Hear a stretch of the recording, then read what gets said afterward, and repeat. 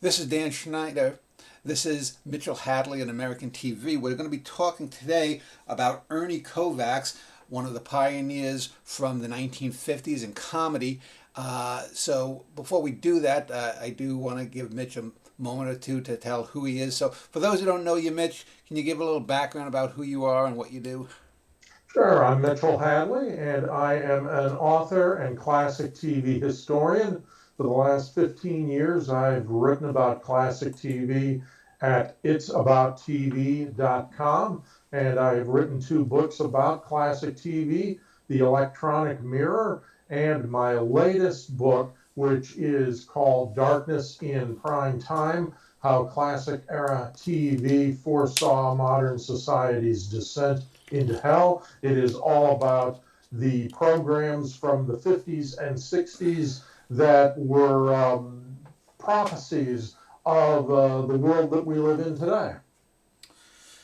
So Ernie Kovacs is who we're going to be talking about first today. Then we'll move on to Steve Allen, both influential figures in comedy in the 1950s.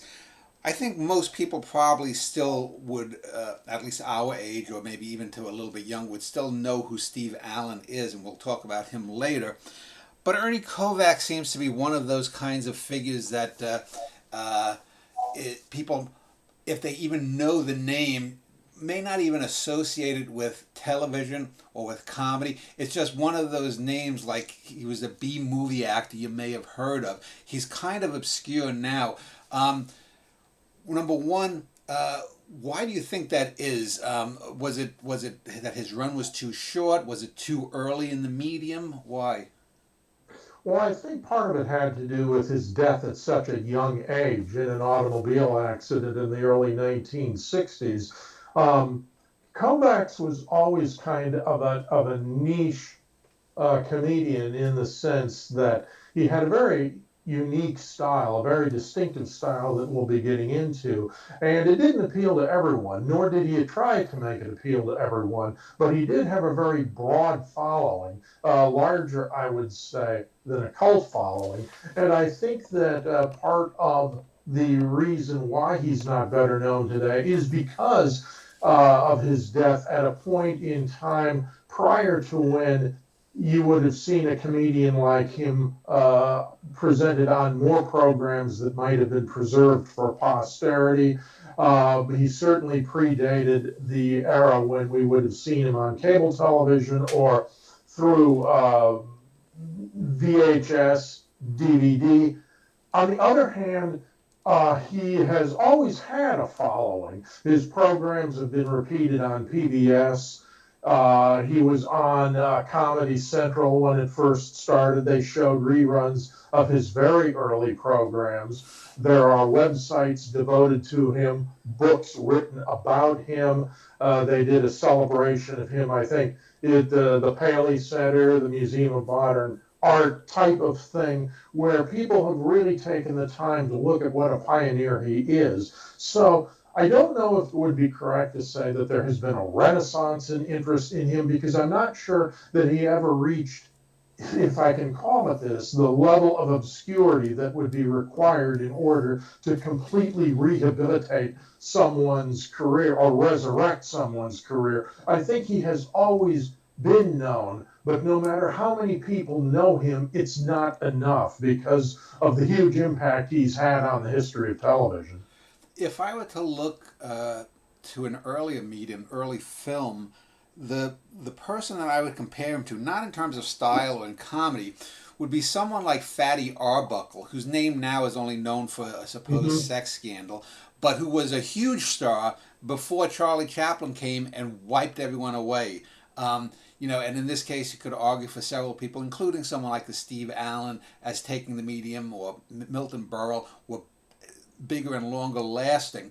But it seems to me that he's one of those figures that, like a Fatty Arbuckle, if you know it, you know him for one or two minor things.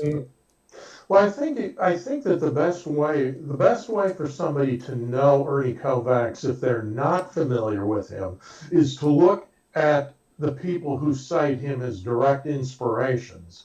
And you've got David Letterman, who is probably the most direct example of an inspiration. He's freely admitted to how influential Kovacs was on his career as far as an inspiration. And to watch Letterman, especially the early Letterman, where he was doing things like stupid pet tricks and elevator races and throwing himself against a Velcro wall, that is all straight out of the Ernie Kovacs textbook. You take a look at someone like Conan O'Brien, who I think very much is that same kind of host who is influenced by Kovacs. You look at a group like Monty Python, and they have talked about the effect that Kovacs had on his career, watching what he did with special effects, being one of the first entertainers, not just comedians, but one of the first entertainers to understand the visual appeal of television and how, as a visual medium, that part had to be exploited, that you had to come up with something that was going to be unique to television and couldn't be done on radio. I think that's Kovacs's legacy. And so, in talking about him with comparing him to Fatty Arbuckle in the sense of being known for one thing, I think the best way to know him is to look at the actors and comedians who were influenced by him, and that gives you a much better idea. But if you want to go back and look into movies and talk about a direct parallel to Kovacs. I know you were talking about the parallel in a different way, but if you were to look at it in the way of saying, well, what do you see as similarities in old-time movies as influences on and part of the legacy of the Kovacs style of humor? I think you would look at somebody like Buster Keaton, because Keaton had that same broad physical humor. He had the same understanding of how sight gags work and how you can set the audience up for something like that just through the staging and the way you would go about doing it. And so I think that so many of the things that people see on TV or take for granted in entertainment are direct descendants of Kovacs' legacy, and whether they realize it or not. And so I think that is why it is so important to keep the legacy of a man like Kovacs alive, so that people can understand what it is that they're seeing and why they should appreciate it. It's kind of like talking about the British invasion in music. It is a great thing, but it is also important, I think, that you look at acts like the Rolling Stones and see the blues influence of them, the American influence of them, the musical influences that they were influenced by rather than simply imitators. And so the acts that came after them who were less successful because they were trying to imitate a sound without realizing where that sound's origins were. And I think it's the same thing with Kovacs. You can have people who are goofy on TV, who do strange and wonderfully creative things, but the people like Letterman, who were so directly influenced by Kovacs, appreciate why that's funny, how it works, and so they're not copying him, they're influenced by him, if you can make that kind of a distinction. So Kovacs, I saw in the early 1970s on public television. I was about 6 or 7.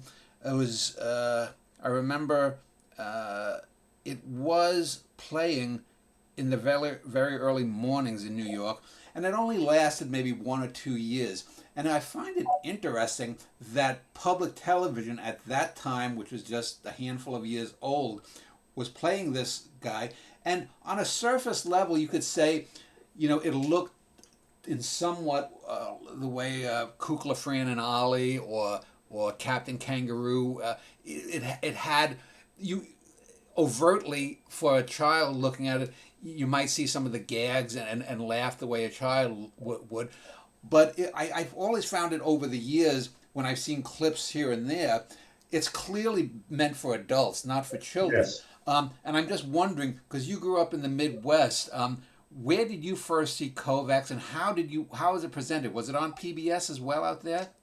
I think yes, I had seen Kovacs on PBS, and I'm not sure what my first introduction to him was. It's one of those things where you're so familiar with him. At least I'm so familiar with his work that I can't specifically remember a time when I didn't know about him, although I know that that was the case. But I would say that it was PBS, and then when you had when you had the first introduction of the comedy channels on cable, you had, if people remember back that far, you had the Comedy Network, the Comedy Channel, Ha. You had these different vehicles that all eventually wound up being combined into Comedy Central.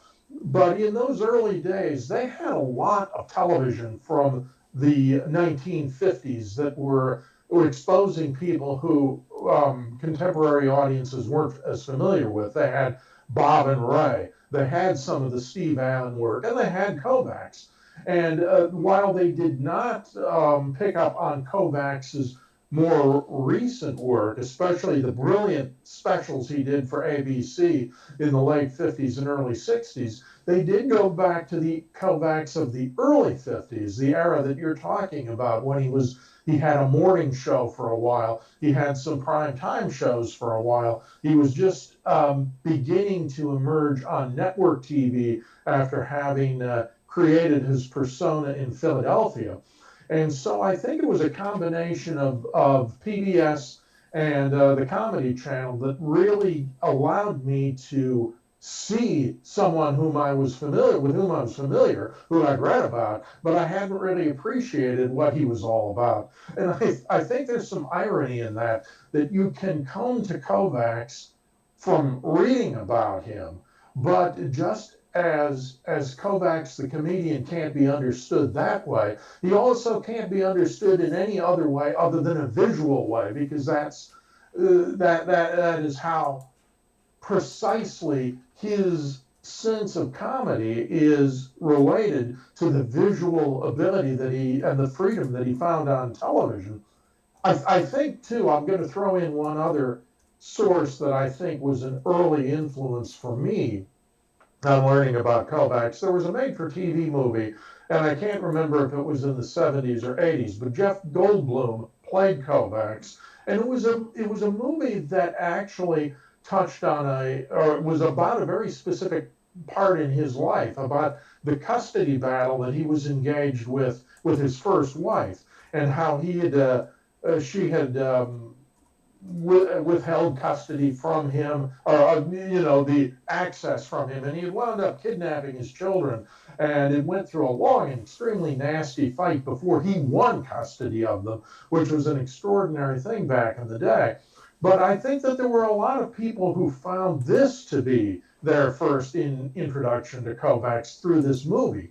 And while it made you understand why Kovacs was an important figure in television history, because I think it was called Behind the Laughter, and it was showing what happened to him behind all of the things that he was known for. So it exposed people to his comedy, but at the same time, it exposed his life as a man, as a human being outside of entertainment, and perhaps gave people more of an incentive to find out more about him and to look at the tapes that were beginning to circulate and the retrospectives on his career that were beginning to pop up in places like PBS. So I'm not sure that movie didn't have some effect on me as well. Yeah, I think that movie. When you mentioned, I remembered it. I think Yeah. that also kicked off a round of biopic movies about comedians that showed them in darker lights, that they weren't, Hmm. that they were. I remember then a spate of documentaries of film. Lou Costello and Bud Abbott were scrutinized. Jerry Lewis, his personal demons were scrutinized, and a number of other figures like that. And I think it contributed to this kind of the stereotype of the comedian as the tragic clown rather than Right. just the clown. Um, Let's just take a step back and talk about where he came from, because he was born in the 19 teens, the very end of that decade. So did he have a start on Broadway, radio? Was he doing vaudeville like Abbott and Costello or the Marx Brothers? Or?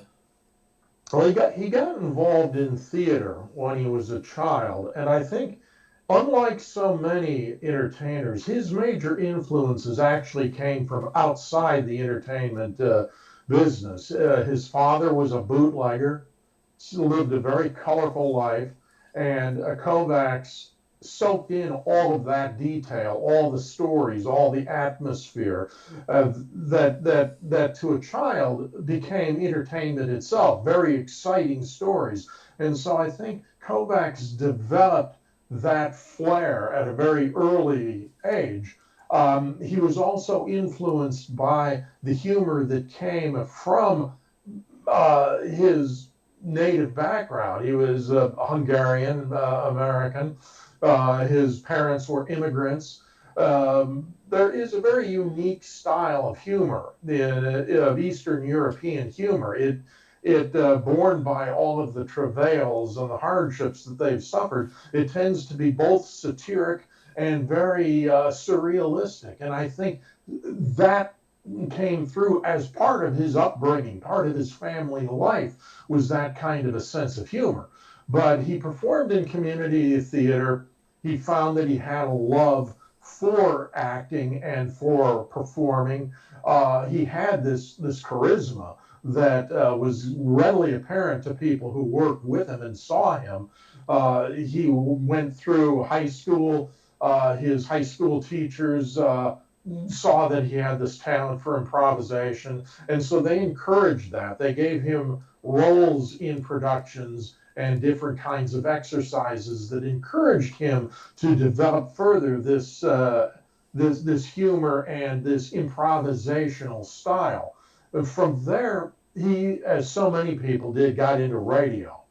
And that may sound funny, but he was working at a radio station in Trenton, and what happened there was that he further increased that talent for improvisation and also for being kind of outrageous, not perhaps in the sense of the shock jocks that we think about today, but he definitely was pushing the boundaries of what we think of as radio, and he was going out on the street. He was having these bizarre things that he would take part in. You have to realize that I think that one of the biggest radio stars of the time was Edgar Bergen. And if you think about a ventriloquist being a star on TV or on radio, where it doesn't matter whether people can see your lips move or not. And yet Bergen's great genius, besides the fact that he was a fine ventriloquist, was his ability to create characters like Charlie McCarthy and Knucklehead Smith. Now, similarly, I think when you look at Kovacs, you look at his absurdist sense of humor, you look at the broad jokes and the weird situations that he was able to create even on radio, and you can see how that would have influenced him when he went into TV. He also had the traditional vaudeville influences. I mentioned Buster Keaton earlier. Charlie Chaplin was also a great influence on him. He was even influenced by some of the earlier pioneers on television. He was influenced by both Milton Berle and Sid Caesar. And while we think of them as contemporaries of his, they were also on TV from the very beginning at a point where Kovacs could appreciate them as television talents and look at them as models for what he wanted to do. Now, for instance, in the case of someone like Berle, Kovacs decided that he didn't want to do the shtick that Berle did, but he understood about the visuality of what Berle did and the physicality of it, and even more than that, the absurdity of it. And so while you can't say that he invented or took his style from Berle, there was a lot in what Berle did that Kovacs noticed and incorporated into his own acting and his own TV persona. So he soaked these things up. And he came into TV at a perfect time, which is when you could experiment, when you could try out new things, because there was no guidebook. So you could watch a comedian like Burl. You could see, you could afford to try things that did work and didn't work and find out what stuck. Much in the same way as I talked about, a Letterman's Velcro wall, see what sticks. Well, that was kind of what happened with Kovacs. He got a chance to try it out on local television in Philadelphia, where there was much less pressure, where there was much more freedom to experiment, and where he was able to hone this thing in a local setting and build up a local following, a local audience, to the point that when he had his early television success in Philadelphia, it was actually on NBC.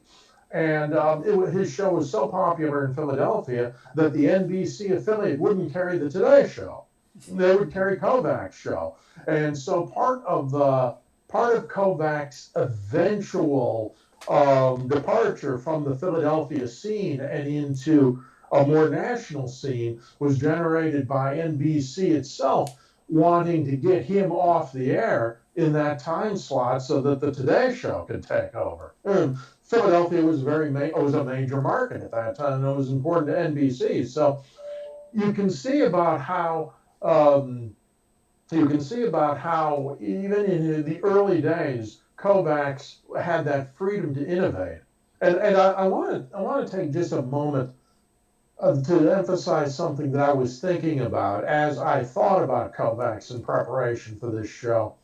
It's something that I have bemoaned often, both here and in my writing, the lack of local television nowadays. You still have local television, but you have infomercials, you have endless rounds of strip programming from old sitcoms. You have endless local news programs. You have all of this filling up local time rather than local programs, local comedy and variety shows that developed local talent. The radio kept doing that long after television gave up on it. But you have talented people like Dave Garroway, like Ed McMahon, like Kovacs, and I'm just scratching the very surface on that, but these were men who developed their talent because they were able to work at a local level before they went to national television. And I think that one of the reasons we can look at bemoaning the state of television today is because we don't have that junction. Instead, we have things like movies and stand-up comedians, and that's the new route that people take to get through to television. And there's a big difference between transplanting your stand-up act to TV and inventing something that's taking advantage of the medium. That's why it was such a fortuitous time for Kovacs to come along, where the medium and the man came at the same time. Yeah, what you're talking about with local stations, it's interesting because in music, there were all these areas, like there was the Motown sound, the Philadelphia sound of the late 60s, the LA sound, San Francisco, then later Seattle grunge sound.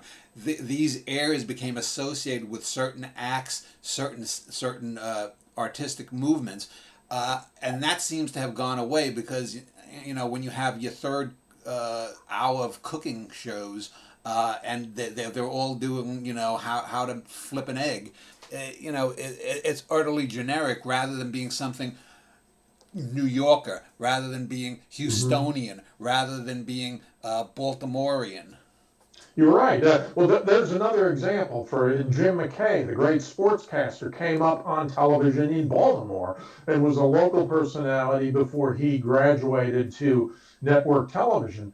I think that you're right, that you do not have this local, this regional type of TV that is exclusive to a particular area and that therefore can also be used as a proving ground. But it's also important that at the beginning of TV, it was by no means a certainty that New York was going to be the center of the television world. We now think of Hollywood as being the center because that's where everybody wound up. But at the beginning of television. You had New York, which had all of the Broadway stars and had the people who were available for the live anthologies. But we weren't certain that New York was going to become the center of television. There was also the Chicago School of Television, and there was the Philadelphia School of Television. And Garroway came up in Chicago, Kovacs came up in Philadelphia. Other areas produced other stars.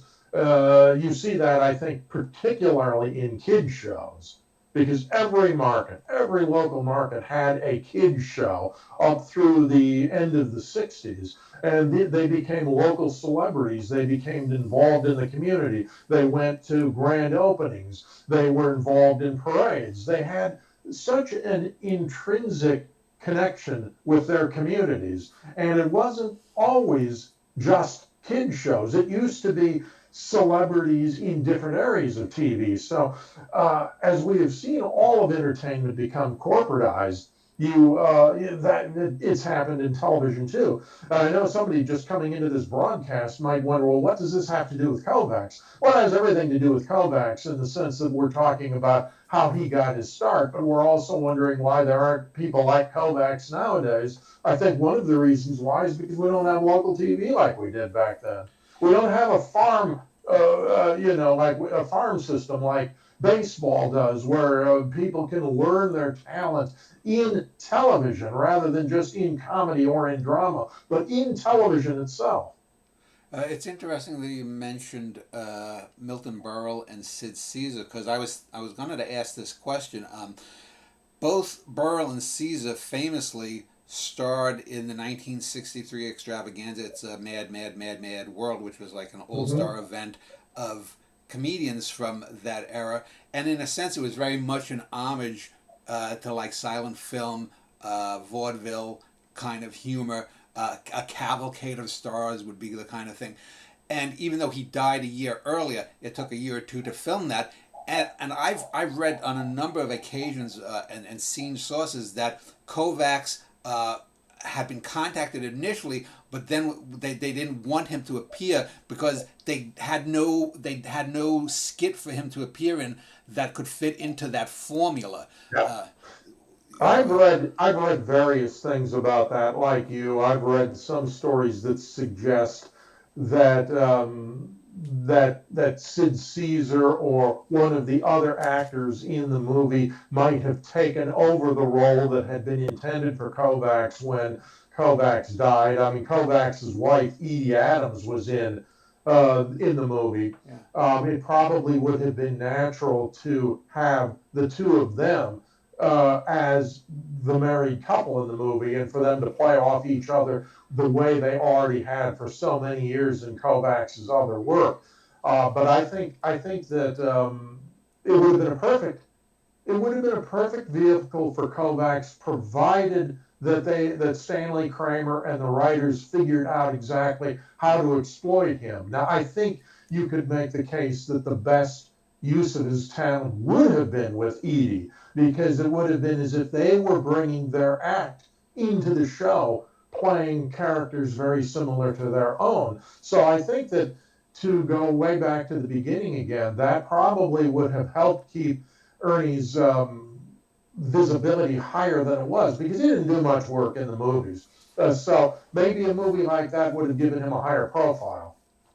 So since this is a YouTube show, but I'm not going to try to use clips that I could find online. Let's get some copyright strikes. I'm looking for metaphors to describe his humor. One of the other things that I've read about Kovacs by a number of people, that the closest comic stylings to him in writing would be Kurt Vonnegut Jr.'s approach to things. Number one, would you comment on that? And number two, can you talk about maybe one of his most famous characters or sketches and compare it to someone like, say, Reggie Van Gleason that Gleason did? Sure. Mm-hmm. I think that the Vonnegut comparison is a very astute one, because like Vonnegut, Kovacs utilized surrealism and an absurdity and elevated it to an art form. I think that as evidence of that, probably the single skit that is most closely identified with Kovacs is the Nairobi Trio, the three gorillas, or men in gorilla suits, who were playing musical instruments and moving around in a very structured way, as if they were characters on one of those cuckoo clocks that you might see in a European public square, with this same music playing in the background all the time. It was incredibly absurd in the first place, and their activities that they conducted during the course of the skit never changed. I'm not even, I think a lot of people might be familiar with it. I'm not really going to try and explain it, because to explain it is to lose all of its humor. No explanation ever sounds funny compared to when you watch it. And you're not even sure why it's funny. It just is. I don't think anybody can watch the Nairobi Trio and see one of those gorillas smacking the other one around with a pair of mallets that you would ordinarily use on a drum, knocking his derby hat off, knocking the cigar out of his mouth, and seeing this other gorilla become increasingly frustrated with what the first one is doing, because he's off kilter a little bit, something has gone wrong with the way that they're moving, and now instead of striking the drum, he's striking the gorilla, and the other gorilla is becoming extremely impatient, and he's trying to figure out how to restore the normalcy of it. Now, that may not sound very funny. When you watch it, it is. And I think that, and oftentimes Kovacs himself was the gorilla who was being pummeled with the mallets. And on occasion, Edie Adams was playing the gorilla who was pummeling him with them. If you Google Nairobi Trio on YouTube, you're going to have no trouble finding a clip of it, and it's very funny.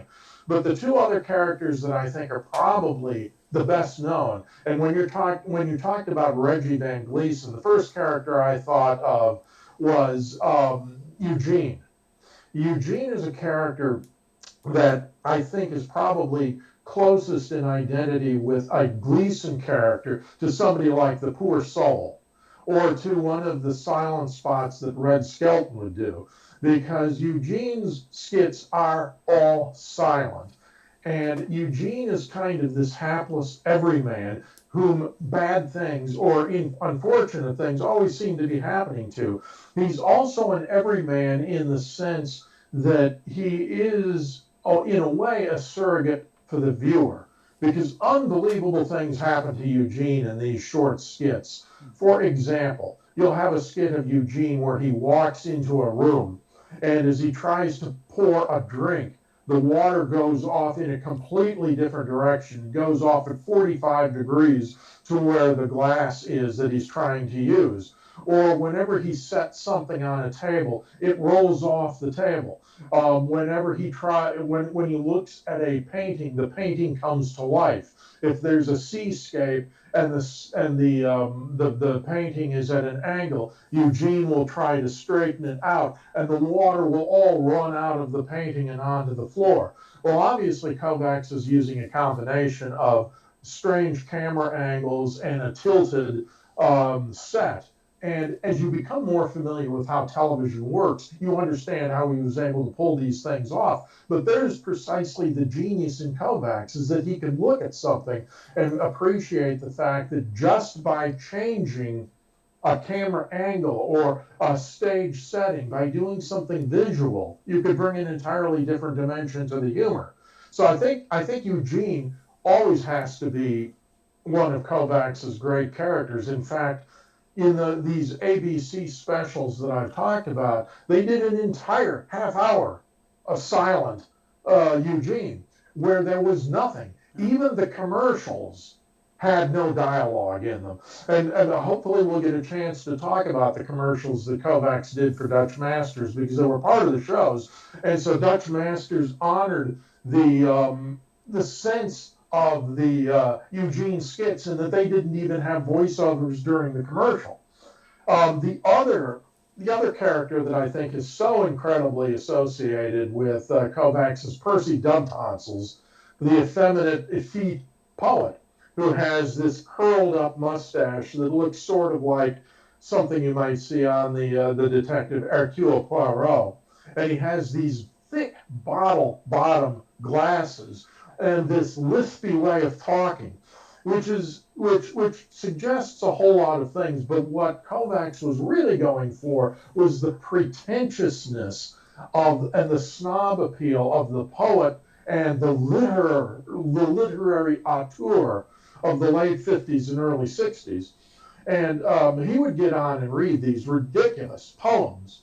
And he would do it in this mincing style. And he would often pause to take a little sip of something that was obviously, some kind of, supposed to be some kind of a little stimulant. It wasn't water that he would take a swig of, but of something else. And in fact, one of the funniest of the Percy Doubtonsel skits, because so much of what Kovacs did was live, was when the crew slipped gin into the glass that Kovacs was supposed to be drinking of. And so he took a shot of that and reacted to it and tried desperately to stay in character as Percy, while at the same time offering some kind of a commentary to the viewers on what had happened to him.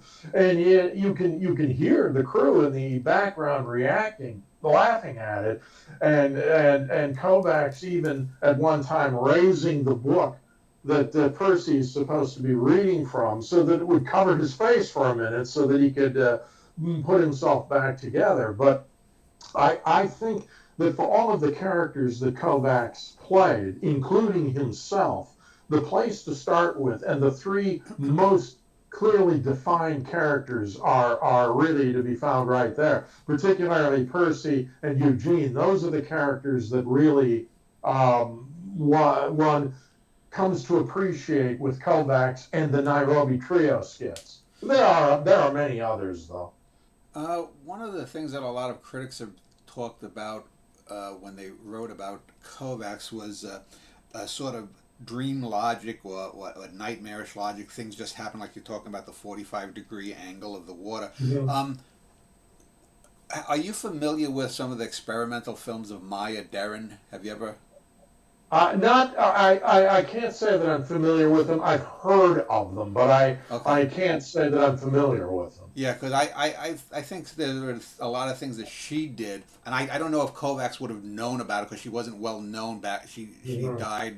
She was prominent in the 40s with these little 15, 20-minute films.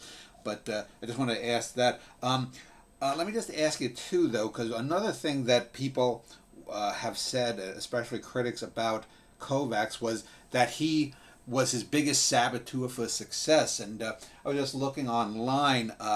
Apparently, he had a very well-regarded run on What's My Line in the late 1950s as a panelist. And I guess he only signed like a one-year contract, and when it was up, he walked, and people were like flabbergasted. They would walk away from, at that point, I guess it was a top 10 or top 20 show, and it was well-regarded. What is your take about that particulars on that show, and also the idea of him self-sabotaging? Well, Kovacs, I think that when you talk about What's My Line, the best comparison with Kovacs might be Fred Allen, the radio comedian. I don't think What's My Line suited Kovacs' style very well, and he knew it. He knew that getting up there and asking questions, even comedic questions, which he could do very well. He was entertaining on What's My Line because he was funny, but he was also very astute. But I think he would have been the first one to say that this just wasn't his milieu. He was known at times for giving his apologies that he couldn't appear on What's My Line this week because of a prior commitment, and it turned out his prior commitment really was sitting back in an easy chair in his apartment watching TV. So he knew that it didn't play to his strengths. That doesn't mean he was bad any more than it doesn't mean that Fred Allen was bad on What's My Line. But what it does show is that both of these men knew that this wasn't the best form for their comedy. And so I think that for Kovacs, it was simply knowing that, being a panelist on a talk show is not where my comedy is going to shine. Oddly enough, he becomes a game show host later on, at the end of his career. But he's the host, he's not the panelist. Therefore, he's got a little more control over the show. And in fact, he used the show mostly as a training ground for some of the skits that he was doing elsewhere on television, to launch them, to prime them, to see how they worked. So in that sense, he used that show to improve his act. But I don't think he ever thought that What's My Line was a good match with him. Let's just step back a moment. You said you wanted to talk about the commercials he did for Dutch Masters, so go ahead. Dutch Masters was an obvious sponsor for Kovacs, because Kovacs's signature was a cigar. He always was smoking them, chain smoker of cigars, but he loved cigars. He incorporated them into his on-camera persona as well as his off-camera persona. And he didn't smoke Dutch Masters. He smoked Cuban cigars, but he felt that he was a natural for the General Cigar Company, the manufacturer of Dutch Masters. Now, they also felt that he was a natural for them. So it was a marriage made in heaven. And they were a long-time sponsor for him on all the different shows that he did. The specials that he did on ABC, the game show that I mentioned, Take a Good Look, some of the other programs that he appeared on. They sponsored the show, and they gave him free rein to do the commercials. They didn't interfere. They didn't try to dictate anything, any way that he was going to be, that their product was going to be portrayed. And so he went all out on these commercials. They used every advantage of the medium in all kinds of jokes. There would be a character that would be an Old West gunfighter smoking the cigar, and he goes out and he draws, and the bad guy shoots him full of holes. He doesn't feel anything, but when he goes to take the puff on the cigar, the smoke comes out of the bullet holes. There are other ones where they play with holes in characters or with absurdist humor. They're always playing the same music, which is Haydn String Quartet, Opus 3, number 5. Kovacs was a big fan of classical music and jazz, so I loved music, and so he picked that music out for it. But Dutch Masters loved those commercials, and as I said, they were always silent commercials, except for the sound effects and for the voiceover at the end, where the commercial voice, not Kovacs, but the commercial voice would say something like, step up to quality, step up to Dutch Masters, and they would superimpose the saying on the screen.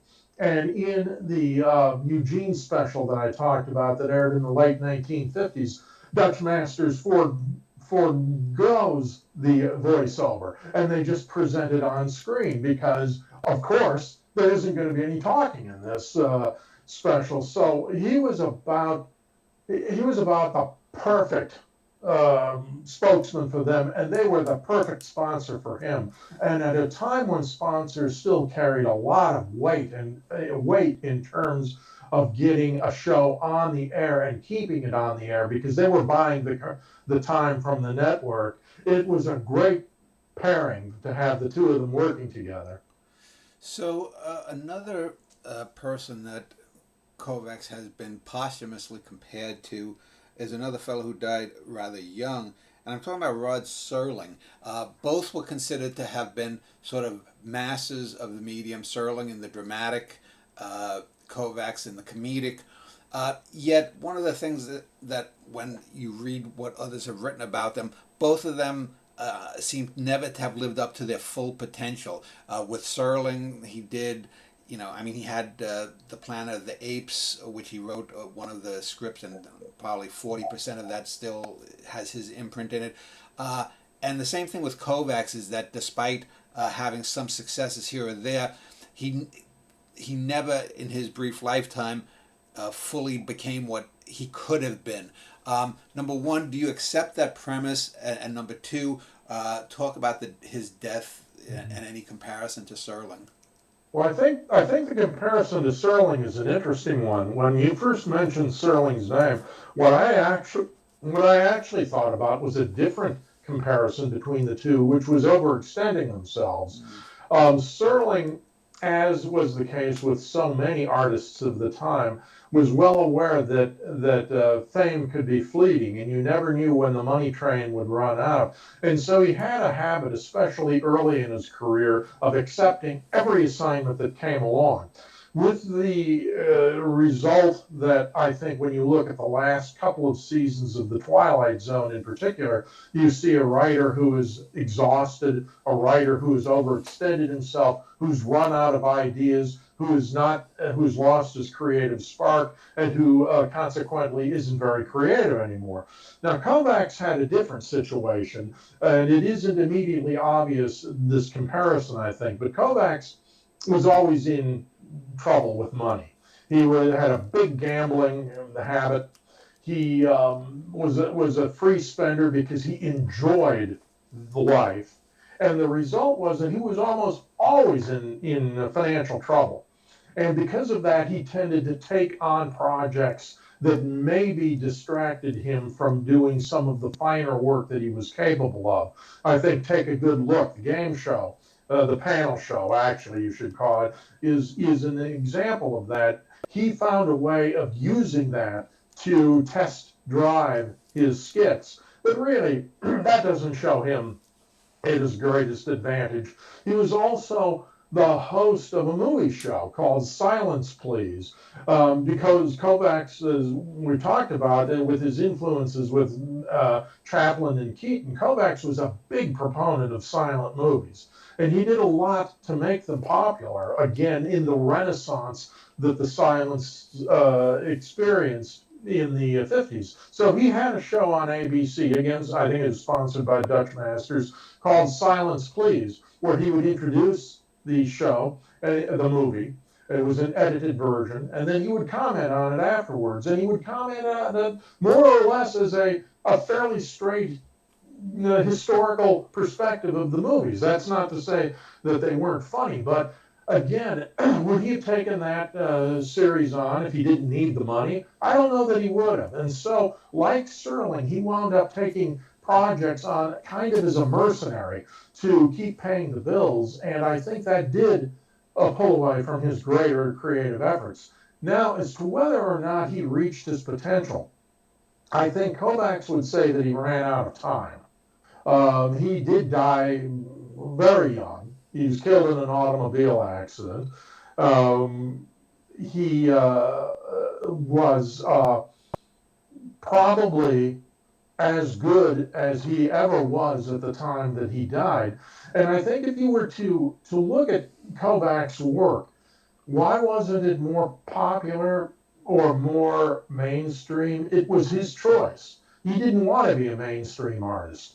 He didn't want to be a comedian like all the other comedians. So he tailored his work for a very niche audience that would get it. And, obviously, I think like any trailblazer, you hope more people get it than actually do. I think he hoped that his humor would be more popular, but it was because he hoped that there were more people who thought like he did. He wasn't going to dumb things down or change it just because of an effort to try to get more viewers. He was not going to go more commercial or more mainstream. So one of the reasons why he perhaps didn't reach his commercial potential was because he wasn't willing to compromise his creative potential. I think that by and large, he stayed true to that vision. And if there were cases where you can say that he did not, it was because of his need to do more commercially viable projects, anything from the What's My Line to his stint as a regular guest host on The Tonight Show, I think during the Jack Parr era, if I'm not mistaken. When Parr cut back to 3 nights a week, Kovacs became a 2-night-a-week host of The Tonight Show, much as Joan Rivers would later on, or and he had his own crew, his own band leader, his own set, his own cast of regulars, and he did have, freedom to go outside of the talk show genre. He certainly didn't try to imitate what the Tonight Show traditionally is thought of. It was the Ernie Kovacs show when he did it. But I think that you can say that in spreading himself so thin, maybe he didn't have full time to reach his potential. Maybe he didn't do everything that he could have done. But I don't, and maybe some of the work he didn't show himself in the to the best of his ability. But I think that as a comedian, as a visionary, as an experimenter with television, I don't think he ever compromised there. So if he didn't get to be as big as he should have been, it was kind of the Norma Desmond thing. The movies weren't big enough for her. I don't think TV really knew what to do with him. And I think if he'd come along at even just a few years later, I think he might not have had that opportunity. Let me back up there because I'm starting to sound disjointed. Kovacs was perfect for the time in that he was allowed the experimentation and he did things nobody else had done. If he had come along 5 years later, maybe those opportunities would not have been available. However, at the same time, if he had come along 5 years later, maybe the audiences would have been more receptive to him. I think there's one story I want to make sure that I get in, and it has to do with my own personal experience, my secondhand experience, if you will, with Kovacs. I mentioned that at the beginning that it didn't seem like there was ever a time when I was not aware of him. When I was growing up in the Twin Cities in Minnesota, there was a very popular kids show called Lunch with Casey. And it starred Casey Jones and Roundhouse Rodney. And if anybody from the Twin Cities is listening, you know who I mean. It's not important to describe the show. It's important to describe what they did. This was in the late 1960s, and they started doing bits with crazy non sequitur sound effects. They did bits with the two stars of the show lip syncing to other songs being sung by anything from parodies of popular songs like Hello Mudda, Hello Fada, to parodies of straight songs. They did lip syncing to that. They did things where they were doing camera tricks, where they would shoot the scene upside down, where they would have characters walking on the ceiling at the same time as other characters were walking on the ground, where they were doing things with superimpositions. Now, as I look back on it, all of this clearly was inspired by Kovacs. If you were to have a conversation with Roger Awesome, who was Casey Jones, or Lynn Dwyer, who was Roundhouse Rodney, the two stars of the show, there is absolutely no question in my mind that Kovacs was a direct influence on them.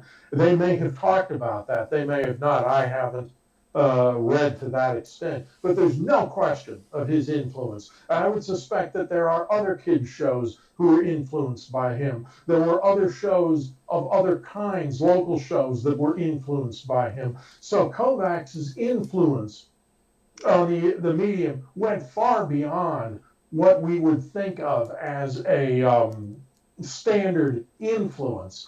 And that ties into what I was talking, because I think that it shows that his influence continued to grow after his death. More and more, you saw things that Kovacs had pioneered, special effects, ways of thinking, ways of doing humor that don't involve Kovacs. People who are watching it who may not know who Kovacs was aren't aware that these are the tributes to Kovacs, but they are, and they're so directly influenced by him. And I think that would have pleased him. That's why I say that maybe 5 years later, if he had still been doing that comedy, as we got into the swinging 60s, the surrealistic 60s, the 60s that had shows like Laugh In and Turn On and Monty Python, as I said, they were heavily influenced by him. I think you could have seen Kovacs reap the benefits of some of that. who knows what he might have been capable of in that medium. Well, I was going to ask about his legacy, but that'll suffice very well. Two final things, though, I wanted to just clear up. His death, was any alcohol involved? And also, there's this sort of strange case that he took on a lot of these projects because he owed a lot of back taxes because he was sort of an anarchist when it came to paying taxes. How talk about that and how that may have affected his legacy. Mm-hmm. Well, I think I don't ultimately the back taxes issue. I think ultimately does not affect his legacy. As I said, what it may have done was take away his attention from comedic pursuits that could have brought his work up to an even higher level. So in that sense, you can say that it may have affected his legacy by putting a ceiling on what he was doing. But if you look at the shows like Take a Good Look, well, you know, Shout TV released all of those on DVD a few years ago. If you go to the Shout channel, you'll periodically see them running the marathons of Take a Good Look, as well as Kovacs' other works. So Shout has been very instrumental in resurrecting the Kovacs a record for other people to be able to see. And if you watch Take a Good Look, or if you watch some of the other work he did, it's still very funny. It doesn't diminish or take a spot on him. As for his death, what I have heard, the most popular idea that I had heard was that the accident was due in part, at least to his very cigar habit, that he had looked away from the road while he was driving to light his cigar and had either lost control of his vehicle or had his attention had wandered just long enough for something to be involved. That's generally what I have heard, but you know, who knows? There were some very lurid pictures taken of his body at the scene of the accident that are quite unfortunate. And when he died, I mean, his perhaps his closest friend was Jack Lemmon, the actor, and it actually fell to Jack Lemmon to tell Edie Adams that Ernie was dead, and Lemmon was one of his pallbearers and eulogizers, and so that's a very tragic coda to the whole thing. But if alcohol had been involved, I've not been particularly familiar with it. The cigar episode is the one that I'm more familiar with. That doesn't mean that it's the only thing, though. So on that note, let's wrap up the talk here about Ernie Kovacs, and we'll be back to talk about another contemporary of his, Steve Allen, in a moment.